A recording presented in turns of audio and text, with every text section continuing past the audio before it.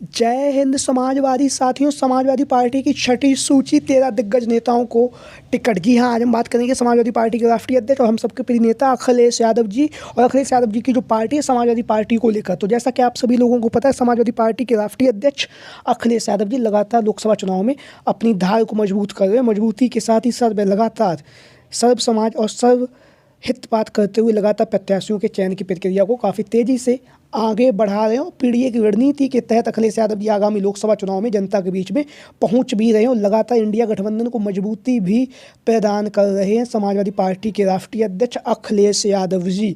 India गठबंधन के तहत अखिलेश यादव जी का जो गठबंधन हुआ, जिसमें समाजवादी पार्टी 63 लोकसभा सीट उत्तर प्रदेश में लड़ेगी, वहीं पर राहुल गांधी की जो कांग्रेस पार्टी वह 17 लोकसभा सीटों पर अपने प्रत्याशियों का ऐलान करेगी, प्रत्याशियों को उतारेगी, प्रत्याशियों के साथ लड़ेगी।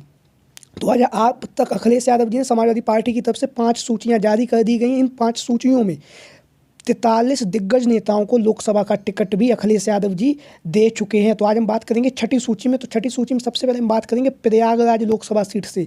प्रयागराज लोकसभा सीट, जहां से रीता बहुगुणा जोशी वर्तमान समय में भारतीय जनता पार्टी की सांसद हैं और इनके जो पुत्र हैं वो समाजवादी पार्टी से जुड़े हुए हैं। तो ऐसी स्थिति में भारतीय जनता पार्टी इनका टिकट काट सकती है, क्योंकि भारतीय जनता पार्टी जिस तरह से ज़्यादा उम्रदराज नेताओं को लोकसभा का टिकट नहीं देना चाह रही, उसी स्थिति को रीता बहुगुणा जोशी का जो प्रयागराज से जो वर्तमान समय भारतीय जनता पार्टी की सांसद है, उनका टिकट कट सकता है। ऐसी स्थिति में अगर भारतीय जनता पार्टी ने रीता बहुगुणा जोशी का टिकट काटा, तो ऐसी स्थिति में अखिलेश यादव जी चाहेंगे कि रीता बहुगुणा जोशी को प्रयागराज लोकसभा सीट से इंडिया गठबंधन के तहत वहां पर उन्हें प्रत्याशी बनाया जाए। तो अब ये देखना होगा कि भारतीय जनता पार्टी की जो तीसरी सूची आनी है, उसके बाद समाजवादी पार्टी के राष्ट्रीय अध्यक्ष अखिलेश यादव जी भी अपने पत्ते खोलेंगे। भाई हम बात करेंगे रामपुर लोकसभा सीट से।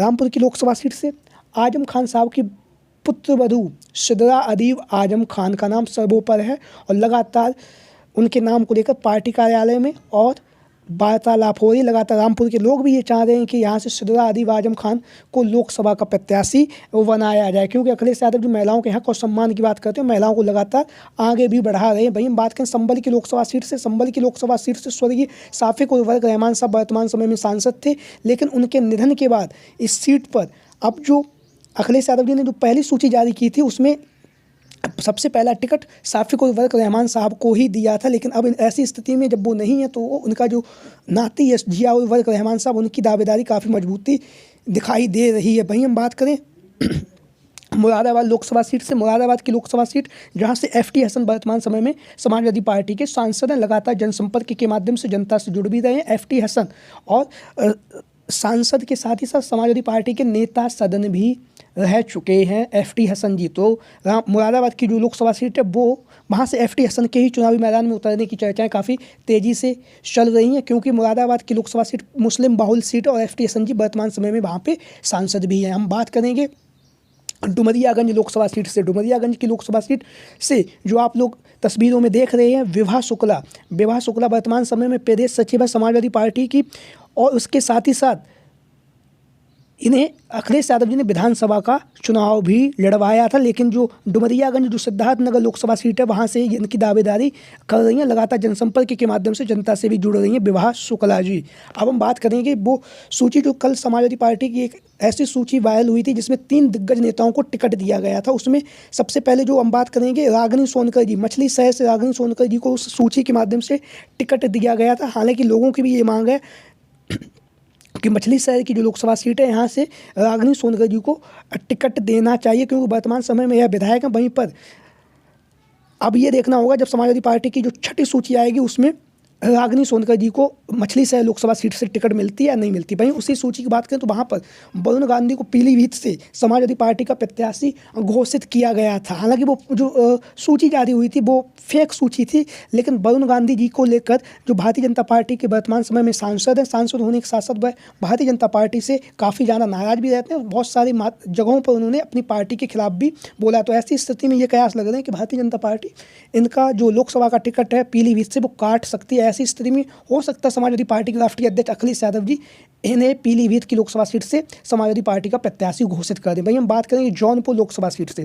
जौनपुर की लोकसभा सीट जो सूची में श्री कला धनंजय सिंह का नाम सर्वोपरि है, क्योंकि यह वर्तमान समय में जिलाध्यक्ष हैं और जिलाध्यक्ष होने के साथ ही साथ लगातार ये जनसंपर्क भी कर रही, उनकी अपनी एक दावेदारी भी है। तो वहाँ से हो सकता है आगामी समय में हमें श्रीकला धनंजय सिंह भी जौनपुर लोकसभा सीट से समाजवादी पार्टी की प्रत्याशी हो सकती हैं। अब हम बात करेंगे आगे, जो आप लोग अपनी स्क्रीन पर देख रहे हैं, बाहुबली आप लोग जानते हैं ब्रजभूषण शरण सिंह। ब्रजभूषण शरण सिंह को आप लोग जानते हैं, जो वर्तमान समय में कैसरगंज से भारतीय जनता पार्टी के सांसद, लेकिन इनके ऊपर जिस तरह के आरोप लगाए गए महिला पहलवानों के साथ को लेकर, उसको लेकर हो सकता है भारतीय जनता पार्टी अपनी तीसरी सूची में इन्हें की जगह पर किसी और प्रत्याशी को उतारे। तो ऐसी स्थिति में अखिलेश यादव जी जो ये ब्रजभूषण शरण सिंह की जो कैसरगंज की लोकसभा सीट है, यहाँ से ब्रजभूषण शरण सिंह को या इनकी जो पत्नी है श्री केतकी सिंह देवी जी को समाजवादी पार्टी का प्रत्याशी बना सकते हैं, क्योंकि अखिलेश यादव जी लगातार महिलाओं के हक और सम्मान की बात करें, महिलाओं के हक और सम्मान की बात ही साथ वह उन प्रत्याशियों को चुनावी मैदान में उतारना चाहते हैं जो भारतीय जनता पार्टी के प्रत्याशी को हरा सके। तो ऐसी स्थिति में ब्रजभूषण शरण सिंह की दावेदारी काफ़ी ज़्यादा मजबूत है। लगातार वह वहाँ से 6 बार सांसद भी रह चुके हैं और 2014 और 2019 दोनों बार वह कैसरगंज की जो लोकसभा सीट है वहाँ से भारतीय जनता पार्टी के सांसद हैं। अब हम बात करेंगे पल्लवी पटेल जी। पल्लवी पटेल को लेकर लगातार चर्चाएं तेज है। समाजवादी पार्टी की दिग्गज नेता हैं, दिग्गज नेता के साथ साथ महिला विधायक भी हैं, क्योंकि इन्होंने समाजवादी पार्टी के सिंबल पर चुनाव लड़ा था और इनका अपना एक दल भी है। तो ऐसी स्थिति में ये प्रयास लगाए जा रहे हैं कि जो फूलपुर की लोकसभा सीट है, यहाँ से पल्लवी पटेल जी की दावेदारी काफ़ी ज़्यादा मजबूत मानी जा रही है और जो वहाँ की जो फूलपुर की जो सीट है वो पटेल बाहुल सीट है। ऐसी स्थिति में पल्लवी पटेल जी आगामी लोकसभा चुनाव में फूलपुर से समाजवादी पार्टी उन्हें उतार सकती है। भाई हम बात करेंगे मिर्ज़ापुर की लोकसभा सीट से। मिर्ज़ापुर की लोकसभा सीट से समाजवादी पार्टी की महिला नेत्री महिमा मिश्रा जनसंपर्क कर रही, जनता के बीच में जुड़ भी रही हैं और लगातार समाजवादी पार्टी की नीतियों को, विचारों को लेकर पहुँच रही हैं और स्वयं को अपना भावी प्रत्याशी, भावी उम्मीदवार भाई बता रही हैं मिर्ज़ापुर की लोकसभा सीट से। वहीं पर मिर्ज़ापुर की लोकसभा सीट से अखिलेश यादव जी ने नरेश उत्तम पटेल को जो समाजवादी पार्टी के प्रदेश अध्यक्ष हैं उन्हें लोकसभा प्रभारी बनाया है। तो ऐसी स्थिति में नरेश उत्तम पटेल हमें आगामी समय में समाजवादी पार्टी के प्रत्याशी मिर्ज़ापुर हो सकते हैं। और स्वयं बात करें समाजवादी पार्टी के राष्ट्रीय अध्यक्ष अखिलेश यादव जी की, तो अखिलेश यादव जी कन्नौज लोकसभा सीट से चुनावी मैदान में उतरेंगे। हालांकि इसका भी ऐलान होना बाकी है। तो ये वो प्रत्याशी हैं जो संभावित प्रत्याशी लगातार जनता के बीच में पहुँच रहे, जनसंपर्क के माध्यम से जनता से जुड़ भी रहे हैं। तो इनके बारे में आपकी क्या राय है, किसको टिकट मिलना चाहिए और कहाँ से मिलना चाहिए, उसको लेकर आपकी क्या राय है, कमेंट बॉक्स में सभी साथी अपनी राय जरूर दें। जो भी साथी चैनल पर नए आए, चैनल को सब्सक्राइब करें, वीडियो को लाइक करें। जय हिंद, जय भारत, जय समाजवाद, जय अखिलेश मिशन 2024।